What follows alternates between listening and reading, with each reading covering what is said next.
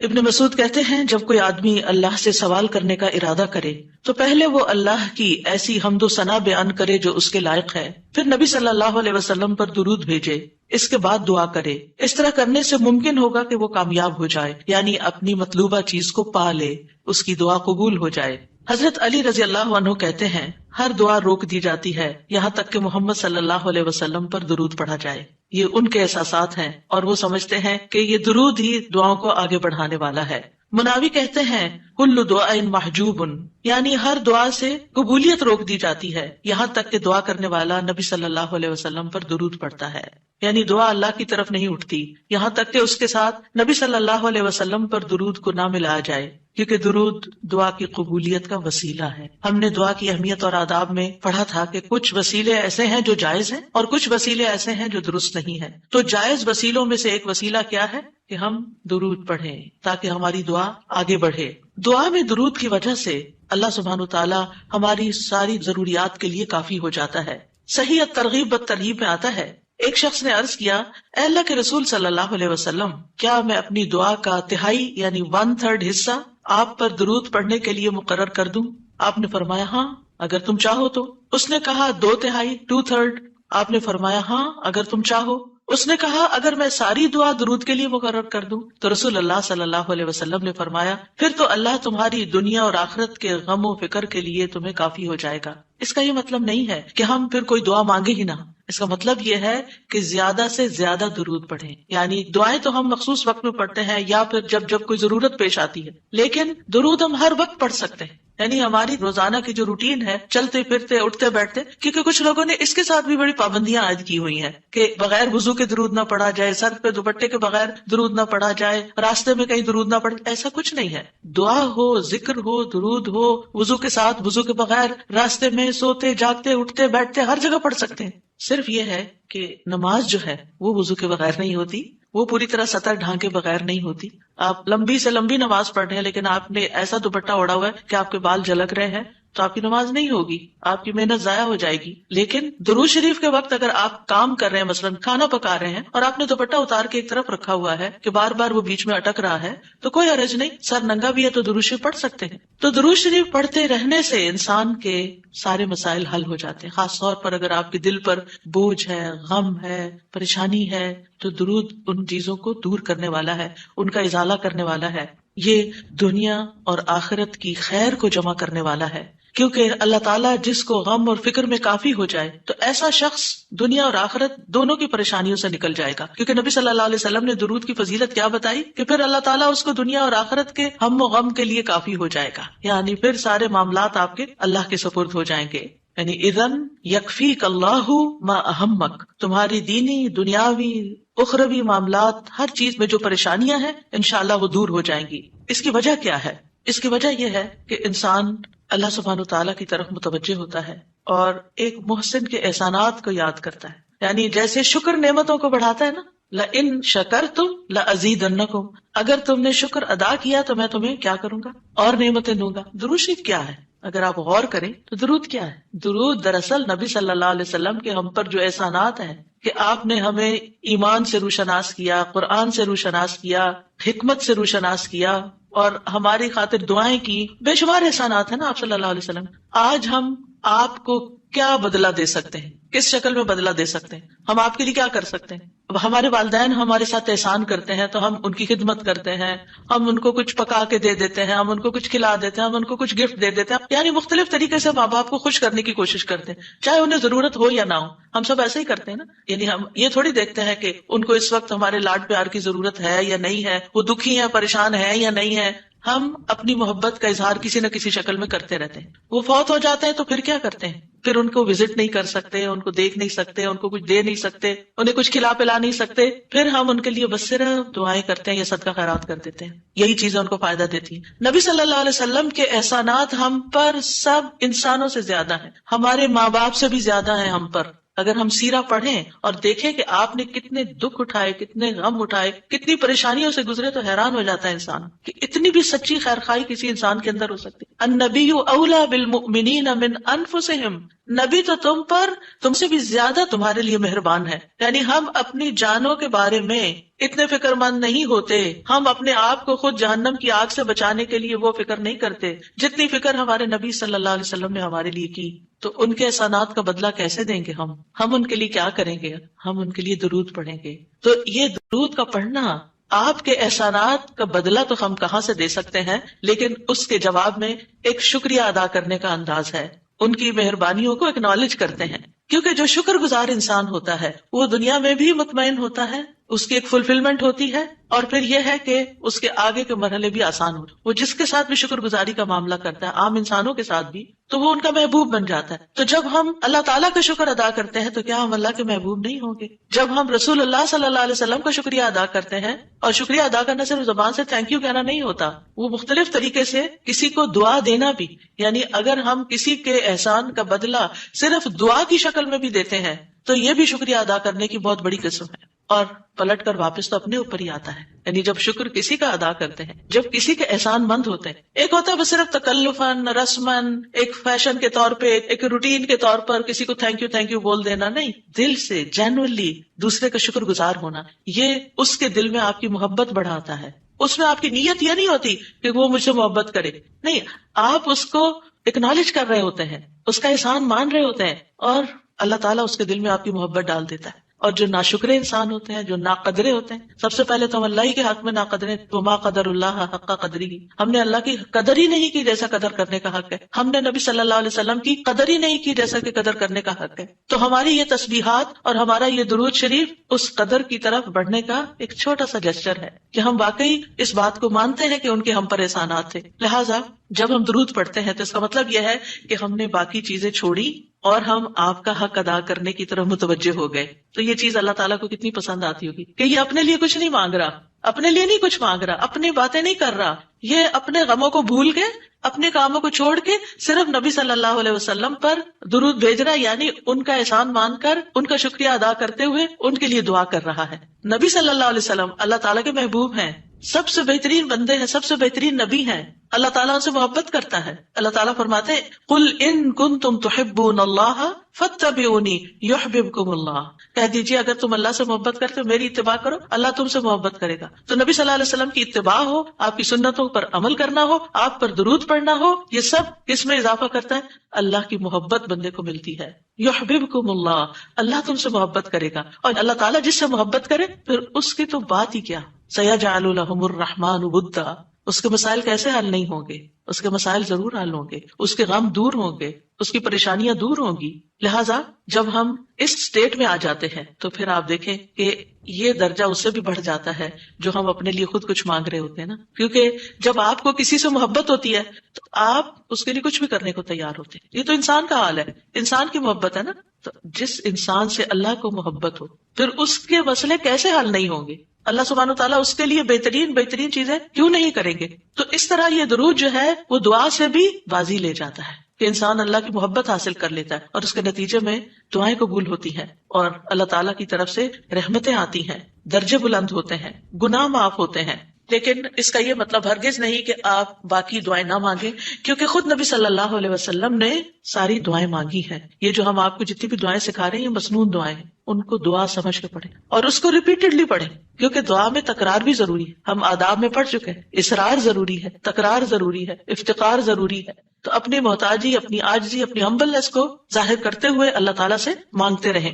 تو درود جو ہے اس کے بارے میں جو قرآن مجید میں آتا ہے، آیت دوبارہ سنتے ہیں. بے شک اللہ اور اس کے فرشتے نبی پر رحمت بھیجتے ہیں. اے لوگو جو ایمان لائے ہو تم بھی ان پر درود بھیجو اور خوب خوب سلام بھی بھیجتے رہا کرو. ان اللہ وملائکتہ یصلون علی النبی، اللہ سبحانہ وتعالی خود اور اس کے فرشتے نبی صلی اللہ علیہ وسلم پر درود بھیجتے ہیں. اللہ سبحانہ وتعالی درود بھیجتے ہیں، اس کا کیا مطلب ہے؟ یعنی اللہ سبحانہ وتعالی ملائے اعلیٰ میں، آسمانوں کی بلند مجلس میں اپنے بندے، اپنے نبی محمد صلی اللہ علیہ وسلم کی تعریف کرتے ہیں، ان کے بلند مرتبے اور ان کی بلند شان کی خبر دیتے ہیں. اللہ تعالیٰ ان کی خود تعریف کرتے ہیں، ثنا کرتے ہیں، آپ پر رحمتیں اور برکتیں نازل کرتے ہیں. اور فرشتے بھی درود بھیجتے ہیں. جیسے فرشتے تسبیح کرتے ہیں نا، اور جیسے کائنات کی باقی چیزیں سب اللہ کی حمد و ثنا کرتے ہیں، تو نبی صلی اللہ علیہ وسلم پر بھی فرشتے درود بھیجتے ہیں، اور ان کا درود بھیجنا کیا ہے کہ آپ کے لیے رحمت اور مغفرت اور بلندی درجات کی دعا.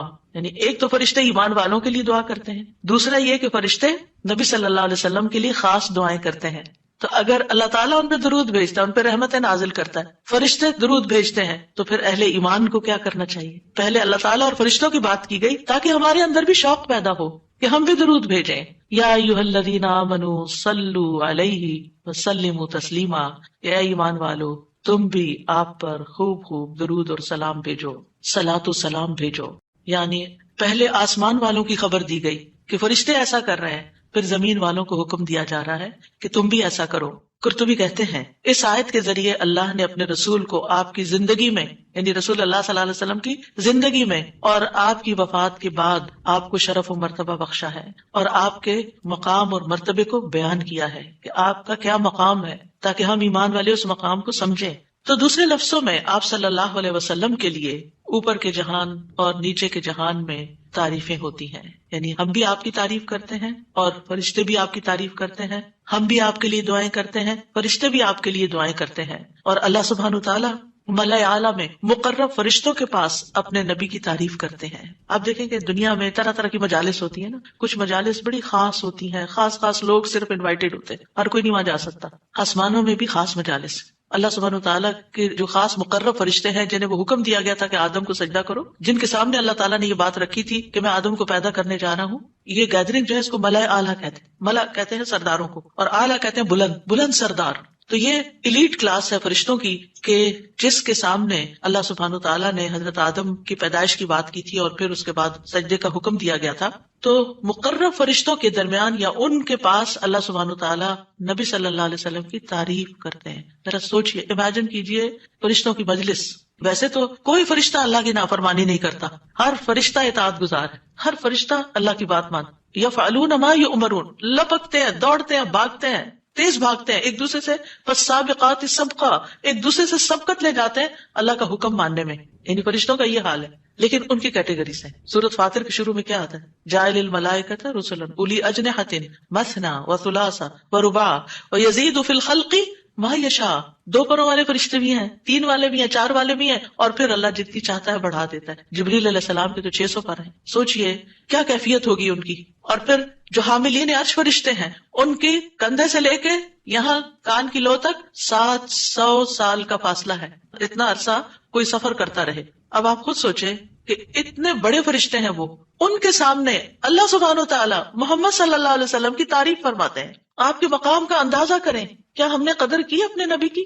ہم کیا درود پڑھتے ہیں، ہم کیا تعریف کرتے ہیں، ہم کتنا جانتے ہیں آپ کو، ہم آپ کی سنت کو کیا سمجھتے ہیں. حدیث، یہ تو حدیث ہے، یہ قرآن تو نہیں ہے. استغفر اللہ. آپ نے دین کے مختلف چیزوں میں فرق کر دیا جس کو خود رسول اللہ صلی اللہ علیہ وسلم دے کر گئے تھے. آپ کس راہ پہ چل پڑے. تو آپ سوچئے کہ اللہ کے رسول صلی اللہ علیہ وسلم کی تعریف وہاں ہو رہی. راہ گزرتا بھی کوئی ہماری تعریف کر دے نا تو ہم ایسے بھول جاتے ہیں کہ بڑی چیز ہو گئے، ہم پتہ نہیں کیا بن گئے ہیں. اس کو بھی بہت کچھ سمجھتے ہیں. کبھی فیس بک پہ لگاتے ہیں یہ فلاں نے ہماری تعریف کی ہے، کبھی کچھ کرتے ہیں، کبھی کچھ کرتے ہیں. تعریف. آپ سوچئے پھر ہم کیا ہے اور محمد صلی اللہ علیہ وسلم کیا ہے جن کی تعریف اللہ تعالیٰ کر رہے ہیں اور وہ فرشتوں کی مجلس میں کر رہے ہیں. اس تعریف کا کیا کہنا. ایسے پیغمبر پر، ایسے نبی پر کیا ہم درود نہیں بھیجیں گے؟ کیا ہم ان کے لیے دعائیں نہیں کریں گے؟ اللہ سبحانہ وتعالیٰ سے ان کے لیے وسیلہ نہیں مانگیں گے؟ تو صلاۃ کا جو لفظ ہے، صلاۃ کا لفظ اس کے معنی میں رحمت بھی ہے، ذکر خیر بھی ہے، دعا بھی ہے. رحمت، ذکر خیر اور دعا. قاموس میں ہے الصلاۃ الدعاء والرحمت والاستغفار وحسن الثناء من اللہ عز وجل علی رسولہ صلی اللہ علیہ وسلم. صلاۃ سے مراد دعا، رحمت، استغفار اور اللہ عز وجل کی طرف سے اس کے رسول کی تعریف ہے. یعنی درود کا یہ مطلب ہے. یعنی اللہ تعالیٰ کی طرف سے صلاۃ بھیجنے کا مطلب کیا ہے کہ اللہ تعالیٰ آپ سے راضی ہیں اور آپ پر رحمت نازل کرتے ہیں. ٹھیک ہے، یعنی اللہ تعالیٰ آپ پر درود بھیجتے یعنی آپ پر رحمت نازل کرتے ہیں اور آپ سے راضی ہیں. ابن قیم کہتے ہیں نبی صلی اللہ علیہ وسلم پر اللہ کے صلاۃ بھیجنے سے مراد اللہ سبحانہ تعالیٰ کا آپ کی تعریف کرنا ہے اور آپ کی دیکھ بھال کرنا ہے اور آپ کے شرف کو ظاہر کرنا ہے اور آپ کی فضیلت اور حرمت کو ثابت کرنا ہے. اور فرشتوں کے صلاۃ بھیجنے کا مطلب کہ وہ دعا کے معنی میں ہے کہ وہ نبی صلی اللہ علیہ وسلم کے لیے دعا مانگتے ہیں.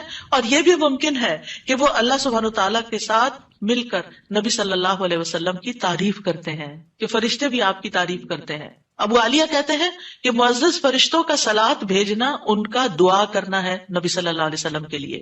ابن عباس کہتے ہیں یصلون کا مطلب ہے وہ برکت کی دعا کرتے ہیں. یہ سارے معنی میں اختلاف نہیں ہے، یہ مختلف طریقے سے صلات کے لفظ کو واضح کیا گیا، کیونکہ عام طور پر ہمیں لفظ درود کا بھی مطلب کوئی نہیں آتا ہوتا. یعنی کہ اگر کسی سے پوچھے درود کیا ہوتا ہے، کچھ پتا نہیں، بس ہوتا ہے درود. تو عربی میں درود نہیں کہتے، یہ فارسی کا لفظ ہے، عربی میں صلات کہتے ہیں، اور صلات میں یہ سارے معنی آ جاتے ہیں جو میں عرض کر رہی ہوں. اور امت کو کیا حکم ہے کہ وہ آپ کے لیے دعا بھی کریں اور آپ کے حکم کی تعظیم بھی کریں. آپ کے حکم کو، جو نبی صلی اللہ علیہ وسلم کا حکم ہے، اس کو سب کے حکم پر فوقیت دیں، اس کو بڑا سمجھیں. ایک طرف ماں باپ کا حکم، ایک طرف رسول اللہ صلی اللہ علیہ وسلم کا حکم.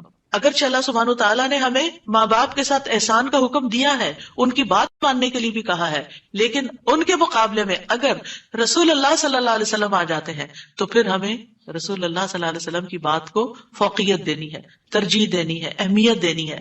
کیونکہ وہ شخص مومن ہی نہیں ہو سکتا جس کو نبی صلی اللہ علیہ وسلم، اس کے والدین، اولاد اور سب انسانوں سے زیادہ محبوب نہ ہو جائیں. یہ ایمان کا کرائیٹیریا ہے.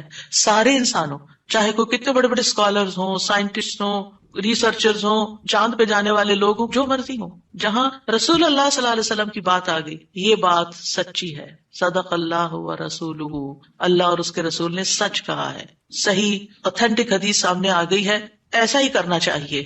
ریسرچز کہتی ہیں شہد نہ کھایا جائے کیونکہ اس میں بہت سویٹنس ہے.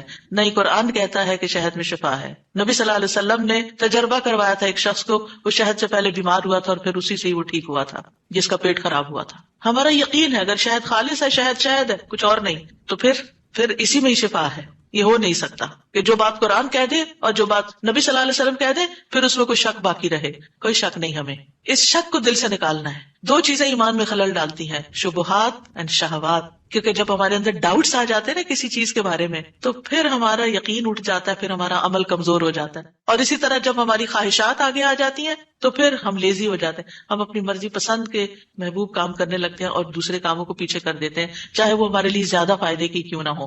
ابن قیم کہتے ہیں ہمارا آپ پر صلات بھیجنا یہ ہے کہ ہم اللہ تعالیٰ سے مطالبہ کرتے ہیں، ہم اللہ تعالیٰ سے دعا کرتے ہیں، اللہم، کہ اے اللہ ہمارے نبی کی اور بھی زیادہ تعریف کریں اور آپ کی فضیلت اور شرف کو ظاہر کریں اور آپ کی تکریم اور اپنی قربت کا آپ ان کے لیے اظہار کریں. یعنی اے اللہ تعالیٰ آپ ان کو اور زیادہ محبوب بنا لیں، اور زیادہ ان کو عزت دیں، اور زیادہ ان کے درجے بلند کریں.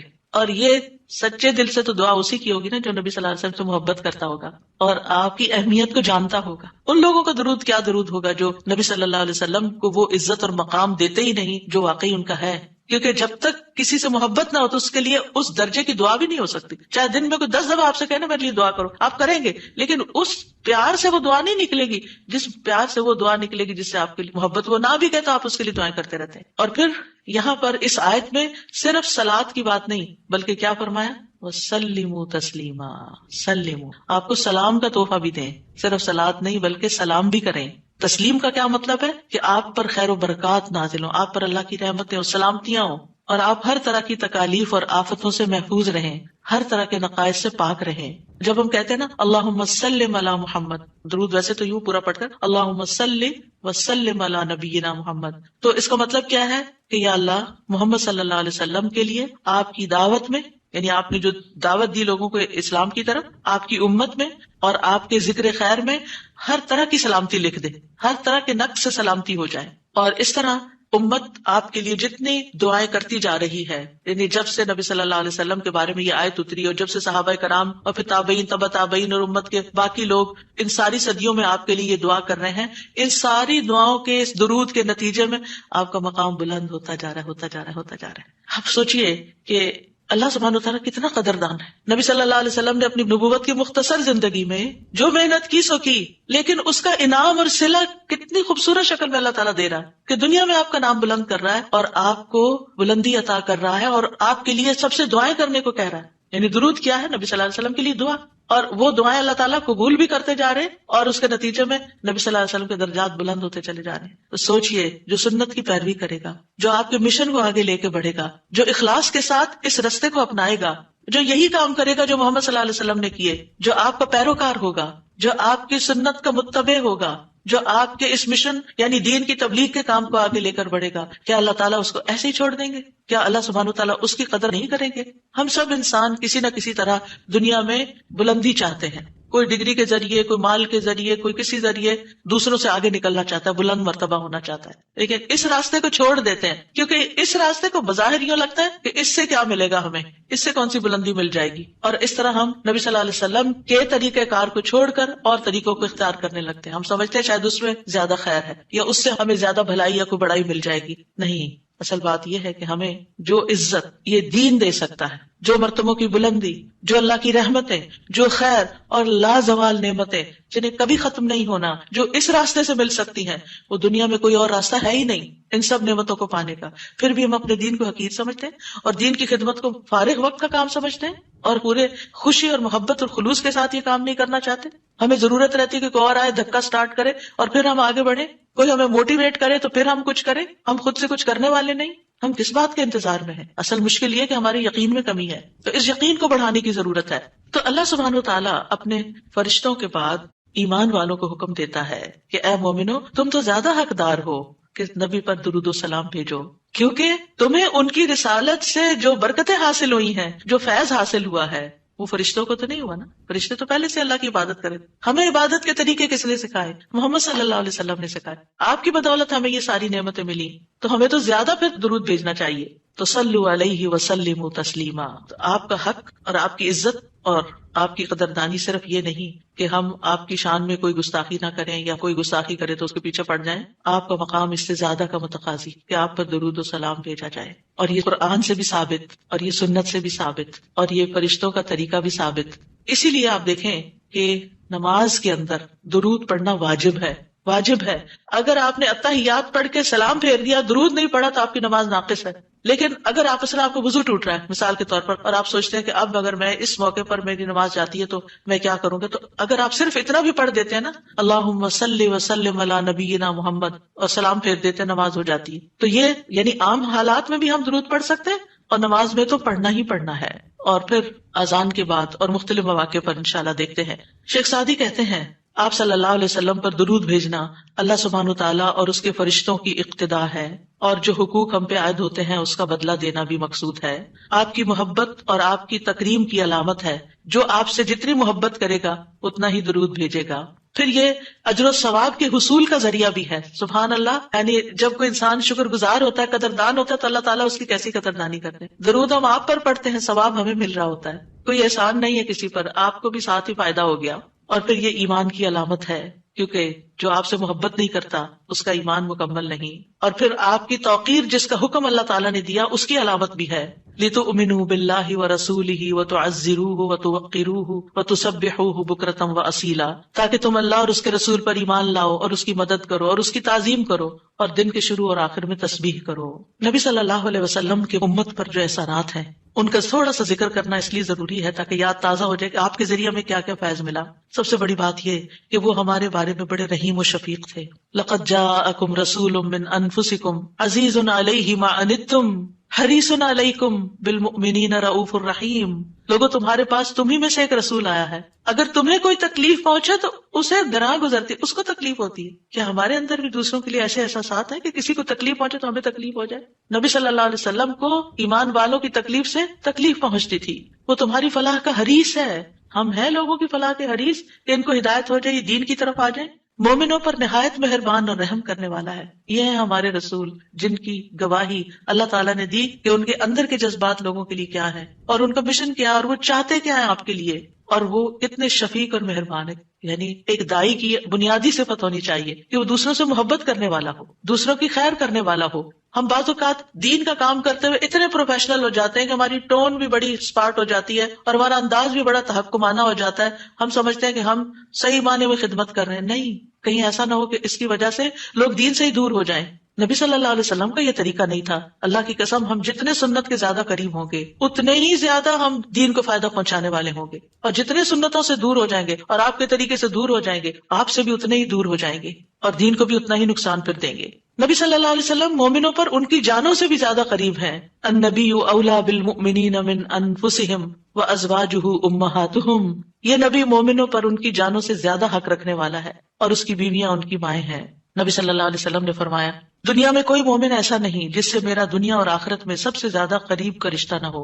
اگر چاہتے ہو تو یہ آیت پڑھ لو، یعنی صرف اس دور کے لوگوں کے لیے نہیں تھے آپ قریب، بلکہ ہمارے لیے بھی ہیں۔ فرمایا یہ آیت پڑھ لو، النبی اولی بالمؤمنین من انفسہم، نبی مومنوں پر ان کی جانوں سے بھی زیادہ قریب ہیں، لہٰذا جو کوئی مومن مر جائے اور مال چھوڑ جائے تو وہ اس کے خاندان کو ملے گا، اس کے وہ وارث ہوں گے، اور جو قرض یا عیال چھوڑ جائے وہ میرے پاس آئے، میں اس کا بندوبست کروں گا۔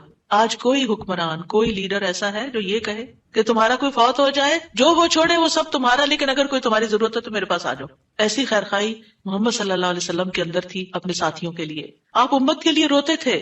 نبی صلی اللہ علیہ وسلم نے ابراہیم علیہ السلام کے بارے میں یہ آیت پڑھی، ربی انہن اضللن کثیرا من الناس فمن تبعنی فانہ منی، کہ اے میرے رب ان بتوں نے بہت سے لوگوں کو گمراہ کر دیا ہے، تو جو میری پیروی کرے وہ مجھ سے ہوگا۔ اور یہ آیت جس میں عیسیٰ علیہ السلام کہتے ہیں ان تعذبہم فانہم عبادک وان تغفر لہم فانک انت العزیز الحکیم، اے اللہ اگر تو انہیں عذاب دے، یعنی جو میرے پیروکار ہیں، تو تیرے بندے ہیں دے دے، اور اگر تو بخش دے تو بے شک تو عزیز الحکیم ہے۔ نبی صلی اللہ علیہ وسلم نے کیا فرمایا؟ ابراہیم علیہ السلام نے کہا بس وہ میرے ہیں جو میری پیروی کرے۔ عیسیٰ علیہ السلام نے کہا تیرے بندے ہیں، تو چاہے تو سزا دے۔ نبی صلی اللہ علیہ وسلم کو دیکھیے، پھر آپ نے یہ دو آیتیں پڑھ کے اپنے ہاتھ اٹھائے اور فرمایا اے اللہ میری امت میری امت، امتی امتی، اور آپ رونے لگ گئے۔ یہ آپ کے دل میں امت کے لیے پیار تھا، امت کے دل میں محمد صلی اللہ علیہ وسلم کے لیے کیا محبت ہے۔ تو اللہ عز و جل نے فرمایا اے جبریل جاؤ محمد کے پاس، حالانکہ تیرا رب خوب جانتا ہے، اور ان سے پوچھو کہ کیوں رو رہے ہیں۔ جبریل علیہ السلام آپ کی خدمت میں آئے اور آپ سے رونے کی وجہ پوچھی، تو رسول اللہ صلی اللہ علیہ وسلم نے انہیں بتا دیا کہ میں اپنی امت کے لیے رو رہا ہوں، حالانکہ اللہ سب سے زیادہ جاننے والا ہے۔ تو اللہ تعالیٰ نے فرمایا اے جبریل محمد کی طرف جاؤ اور ان سے کہہ دو کہ ہم آپ کو آپ کی امت کے بارے میں ضرور راضی کر دیں گے اور ہم آپ کو غمگین نہیں کریں گے۔ اتنے حریص تھے وہ ہماری نجات کے اور ہماری فلاح کے، تو کیا وہ والدین سے بھی زیادہ پھر مہربان نہیں ہم پر؟ ہمارے ماں باپ ہماری دنیا کا غم کرتے ہیں، ہماری دنیا کی فکریں کرتے ہیں، ان کو کھانا کہاں سے ملے گا، ان کے فلاں چیز کا کیا ہوگا، فلاں چیز کا کیا ہوگا۔ نبی صلی اللہ علیہ وسلم ہماری دنیا کے تو پیچھے ہو گیا نا، کہ جس کا عیال وہ قرض دار ہو میرے پاس آ جائے، لیکن ہماری آخرت کی فکر کرتے ہیں کہ میری امت کی بخشش ہوگی کہ نہیں ہوگی۔ ایک دفعہ کوئی لا الہ الا اللہ محمد الرسول اللہ کہہ کر اس دین میں داخل ہو جاتا ہے تو پھر محمد صلی اللہ علیہ وسلم اس کے لیے مہربان ہو جاتے ہیں، اس کے لیے غمگین ہو جاتے ہیں کہ اس کی بخشش ہو جائے۔ آپ ہر نماز میں امت کے لیے دعائیں کرتے تھے، ہر نماز میں۔ حضرت عائشہ کہتی ہیں میں نے رسول اللہ صلی اللہ علیہ وسلم کو خوش طبیعت دیکھ کر کہا اے اللہ کے رسول میرے لیے اللہ تعالیٰ سے دعا کریں۔ آپ نے فرمایا اللہم اغفر لعائشہ ما تقدم من ذنبها وما تأخر وما اسرت وما اعلنت، اے اللہ عائشہ کے سب گناہ بخش دے، جو اس نے پہلے کیے، جو بعد میں کیے، جو چھپا کے کیے، جو اعلانیہ کیے۔ خوشی سے حضرت عائشہ نے ہنسنا شروع کر دیا، یہاں تک کہ ہنستے ہنستے ان کا سر رسول اللہ صلی اللہ علیہ وسلم کی گود میں جا پڑا۔ آپ نے پوچھا کیا تمہیں میری دعا نے خوش کر دیا؟ انہوں نے کہا بھلا مجھے کیا ہے کہ آپ کی دعا خوش نہ کرے، آپ کی دعا سے ہی خوش ہوئی ہوں۔ آپ نے فرمایا اللہ کی قسم میں ہر نماز میں اپنی امت کے لیے یہ دعا کرتا ہوں۔ یہ احسانات ہیں آپ کے ہم پر، اور آپ نے اپنی مقبول ترین دعا جو تھی اپنی امت کے لیے محفوظ کر لی۔ نبی صلی اللہ علیہ وسلم نے فرمایا مجھ سے کہا گیا آپ مانگیں، کیونکہ ہر نبی نے مانگا ہے، ہر نبی کو ایک مقبول دعا دی گئی ہے کہ جو اللہ تعالیٰ ضرور قبول کرے گا، لیکن میں نے اپنا سوال قیامت کے دن کے لیے مؤخر کر دیا، ڈیلے کر دیا، وہاں جا کے مانگوں گا، اور وہ تمہارے لیے ہوگا، اور لا الہ الا اللہ کی گواہی دینے والے ہر شخص کے لیے ہوگا۔ ہمیں اگر اللہ تعالیٰ کی طرف سے یہ پیغام آئے کہ کوئی ایک دعا مانگ لو وہ ضرور قبول ہوگی، تو ہم جھٹ سے اپنے لیے کوئی دنیا کی دعا مانگ لیں گے جو جلد ختم بھی ہو جانے والی۔ اس سے آپ کی حکمت کا اندازہ لگائیں اور ہمارے لیے آپ کی محبت کا اندازہ کریں۔ آپ کی وجہ سے امت کو شفاعت ملے گی۔ نبی صلی اللہ علیہ وسلم نے فرمایا مجھے 5 چیزیں ایسی دی گئیں جو مجھ سے پہلے کسی کو نہیں دی گئی، ان میں سے ایک مجھے شفاعت عطا کی گئی، یعنی نبی صلی اللہ علیہ وسلم کو شفاعت کا حق دیا گیا۔ نبی صلی اللہ علیہ وسلم امت کی شفاعت کی خاطر تمام رات فکر مند رہے۔ ابو ذر کہتے ہیں ایک مرتبہ رسول اللہ صلی اللہ علیہ وسلم نے نماز شروع کی اور ساری رات صبح تک ایک ہی آیت رکوع اور سجود میں پڑھتے رہے کہ اللہ اگر تو انہیں عذاب میں مبتلا کر دے تو یہ تیرے بندے ہیں، اور اگر تو انہیں معاف کر دے تو تو بڑا غالب حکمت والا ہے۔ جب صبح ہوئی تو میں نے عرض کیا یا رسول اللہ آپ ساری رات صبح تک رکوع اور سجود میں ایک ہی آیت پڑھتے رہے؟ آپ دیکھیے کہ وہ جو سوال اکثر آتا ہے نا کہ سجدے میں قرآنی دعا پڑھ سکتے ہیں یا نہیں، اس کا یہ جواب ہے، ٹھیک ہے، کہ قرآنی آیت جو دعا کی شکل میں ہو وہ پڑھ سکتے ہیں۔ آپ صلی اللہ علیہ وسلم نے فرمایا میں اپنے رب سے اپنی امت کے لیے سفارش کا حق مانگ رہا تھا، یہ دعا کر کے امت کے لیے سفارش کا حق مانگ رہا تھا جو اللہ نے مجھے عطا کر دیا، اور انشاءاللہ یہ ہر اس شخص کو نصیب ہوگی جو اللہ کے ساتھ کسی کو شریک نہیں ٹھہراتا، شرک نہیں کرتا۔ ابن عباس کہتے ہیں رسول اللہ صلی اللہ علیہ وسلم نے فرمایا اللہ نے میرے لیے میری امت کی غلطی اور بھول چوک اور جس پر ان کو مجبور کر دیا جائے اس سے درگزر فرمایا ہے، اور یہ بھی آپ کا ایک احسان ہے ہم پر۔ نبی صلی اللہ علیہ وسلم نے اپنی امت کو مشقت میں نہیں ڈالا، بس وہ کام سکھائے جو وہ کر سکتے تھے آسانی سے. آپ صلی اللہ علیہ وسلم نے فرمایا اگر میری امت پر مشقت نہ ہوتی تو میں انہیں ہر نماز کے وقت وضو کرنے کا حکم دیتا، یعنی چاہے وضو ہوتا پھر بھی دوبارہ حکم دیتا، لیکن اگر وضو ہے تو دوبارہ نہ بھی کرو. یہ آسانی دی آپ نے. آپ اپنی امتیوں کو آگ سے بچانے کی شدید حرص رکھتے تھے. نبی صلی اللہ علیہ وسلم نے ایک مرتبہ فرمایا میری مثال اور لوگوں کی مثال اس شخص کی طرح ہے جس نے آگ روشن کی. جب اس کے چاروں طرف روشنی پھیل گئی تو پروانے اور کیڑے مکوڑے جو آگ پہ گرتے ہیں اس میں گرنے لگے. وہ آدمی ان کو آگ سے دور کرتا ہے لیکن وہ اس کے قابو میں نہیں آتے بلکہ آگ میں داخل ہو جاتے ہیں. اسی طرح میں تمہاری کمروں سے پکڑ پکڑ کر تمہیں آگ سے روکتا ہوں اور تم اس میں گرتے جاتے ہو. یعنی میں تمہیں روکتا ہوں کہ وہ غلط کام نہیں کرو کہ جو آگ کی طرف لے جانے والے ہیں، اور تم رک نہیں رہے. اسی طرح آپ صلی اللہ علیہ وسلم نے اپنے بعد آنے والے امتیوں کے لیے بھی محبت کا اظہار کیا ہے.